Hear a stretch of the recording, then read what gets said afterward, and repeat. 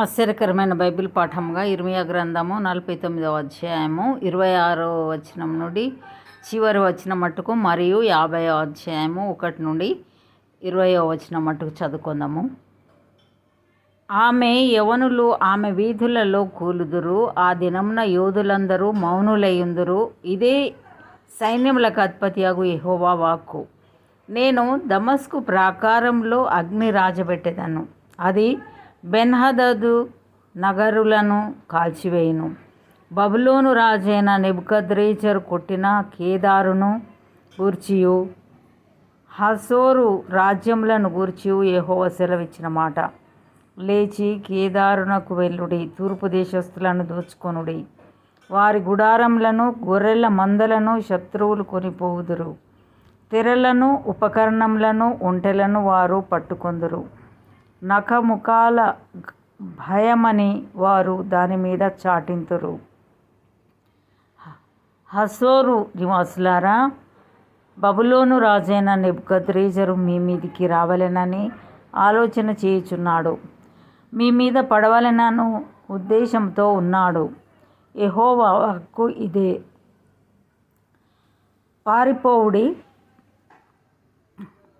బహులోతున వెళ్ళుడి, అగాధ స్థలములలో దాగుడి. మీరు లేచి ఒంటరిగా నివసించుచు గుమ్మములు పెట్టకయు గడియలు అమర్చకయు నిశ్చింతగాను క్షేమముగాను నివసించు జనము మీద పడుడి. వారి ఒంటెలు దోపుడు సొమ్ముగా ఉండును, వారి పశువుల మందలు కొల్ల సొమ్ముగా ఉండును. గడ్డపు ప్రక్కలను కత్తిరించుకొని వారిని నఖముఖాల చెదరగొట్టుచున్నాను.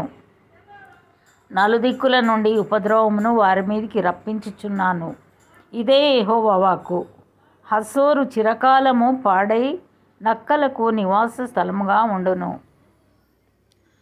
అక్కడ ఏ మనుషుడును కాపురముండడు, ఏ నరుడును దానిలో బస చేయడు. యూదారాజైన సిద్కియా ఏలుబడి ఆరంభంలో యెహోవా వాక్కు ప్రవక్త అయిన ఇర్మియాకు ప్రత్యక్షమై ఏలామును గూర్చి ఈలాగు సెలవిచ్చెను. సైన్యములకు అధిపతియగు యెహోవా సెలవిచ్చినదేమనగా, నేను ఏలాము యొక్క బలమునకు ముఖ్యాధారమైన వింటిని విరుచుచున్నాను. నలుదిశల నుండి 4 వాయువులను ఏలాము మీదికి రప్పించి నలుదిక్కుల నుండి వచ్చు వాయువుల వెంట వారిని చెదరగొట్టుదును.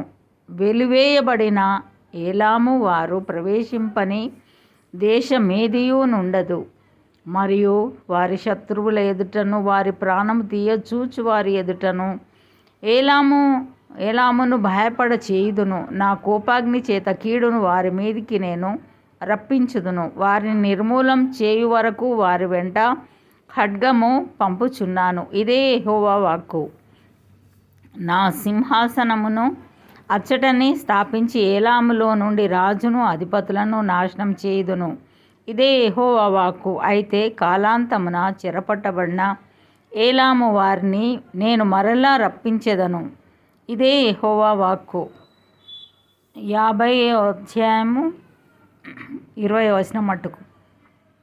బబులోనును గూర్చియు కల్దీల దేశమును గూర్చియు ప్రవక్త అయిన ఇర్మియా ద్వారా యెహోవా సెలవిచ్చిన వాక్కు. జనములలో ప్రకటించుడి, సమాచారము తెలియజేయుడి, ధ్వజమునెత్తి మరుగు చేయక చాటించుడి. బబులోను పట్టబడును, బేలు అవమానము నొందును, మెరోదకు నేల పడవేయబడును. బబులోను విగ్రహములు అవమానము నొందును, దాని బొమ్మలు బోర్ల ద్రోయబడును.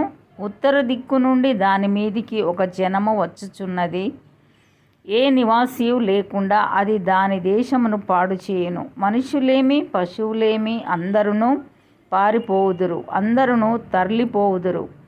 ఆ కాలంన ఆనాటికి ఇశ్రాయేలు వారును యూదా వారును కూడి వచ్చెదరు.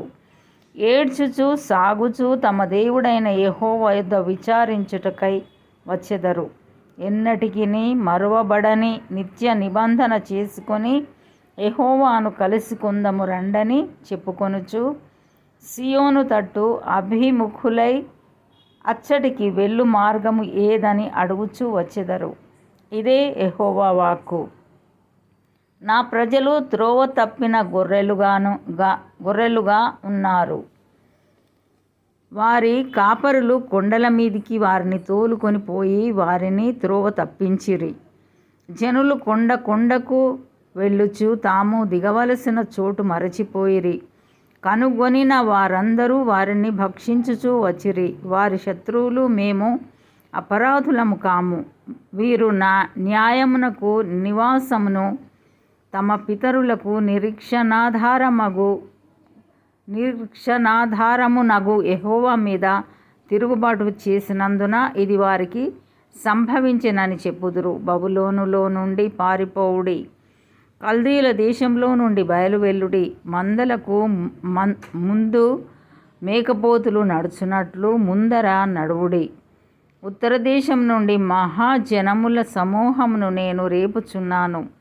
బబులోనునకు విరోధంగా దానిని రప్పించుచున్నాను. ఆ జనులు దాని మీదికి యుద్ధ పంక్తులు తీర్చుచున్నారు. వారి మధ్య నుండియే ఆమె పట్టబడును. ప్రజ్ఞగల బలాఢ్యులు దోపుడు సొమ్ము పట్టుకొనక మరలని రీతిగా వారి బాణములు అమోఘములై తిరిగి రాకుండును. కల్దీల దేశము దోపుడు సొమ్మగును. దాని దోచుకొని వారందరూ సంతుష్టి నొందెదరు. ఇదే యెహోవా వాక్కు. నా స్వాస్థ్యమును దోచుకొని వారులారా, సంతోషించుచు ఉత్సహించుచు నురిపిడి చేయుచు పెయ్య వలె గంతులు వేయుచు బలమైన గుర్రముల వలె మీరు సకిలించుచున్నారే. మీ తల్లి బహుగా సిగ్గుపడును, మిమ్మును కన్నది తెల్లబోవును. ఇదిగో అది జనములన్నిటిలో అతి నీచ జనమగును. అది ఎడారియు ఎండిన భూమియు అడవియు నగును. యెహోవా రౌద్రమును బట్టి అది నిర్జనమగును. అది కేవలము పాడైపోవును. బబులోను మార్గమున పోవారందరూ ఆశ్చర్యపడి దాని తెగుళ్ళన్నీ చూచి, ఆహా, నీకీ గతి పట్టినదా అందురు. ఆమె యెహోవాకు విరోధంగా పాపం చేసినది. విల్లు త్రొక్కువారులారా, మీరందరూ బబులోనునకు విరోధంగా దాని చుట్టూ యుద్ధ పంక్తులు తీర్చుడి. ఎడతెగక దాని మీద బాణములు వేయుడి. చుట్టూ కూడి దానిని బట్టి కేకలు వేయుడి. అది లోబడ నొప్పుకొనుచున్నది. దాని బురుజులు పడిపోవుచున్నవి. దాని ప్రాకారములు విరగొట్టబడుచున్నవి.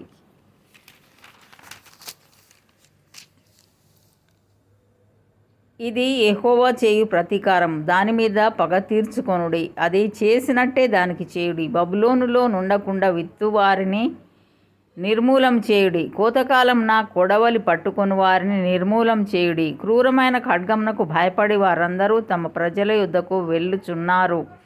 తమ తమ దేశములకు పారిపోవుచున్నారు. ఇశ్రాయేలు వారు చెదిరిపోయిన గొర్రెలు. సింహములు వారిని తొలగగొట్టెను. మొదట అష్షూరు రాజు వారిని భక్షించెను. కడపట బబులోను రాజైన ఈ నెబుకద్రేజరు వారి ఎముకలను నలుగగొట్టుచున్నాడు. కావున ఇశ్రాయేలు దేవుడును సైన్యములకు అధిపతియు నగు యెహోవా ఈలాగు సెలవిచ్చుచున్నాడు. అష్షూరు రాజును నేను దండించినట్లు బబులోను రాజును అతని దేశమును దండించెదను. ఇశ్రాయేలు వారిని తమ మేత స్థలమునకు నేను తిరిగి రప్పించెదను. వారు కర్మేలు మీదను బాషాను మీదను మేయుదురు. ఎఫ్రాయిము కొండల మీదను గిలాదులోను మేయుచు సంతుష్టి నొందును. ఆ కాలంన ఆనాటికి ఇశ్రాయేలు దోషమును వెదికినను అది కనబడకుండును. యూదా పాపములు వెదికినను అవి దొరకవు. శేషింప చేసిన వారిని నేను క్షమించెదను. ఇదే యెహోవా వాక్కు.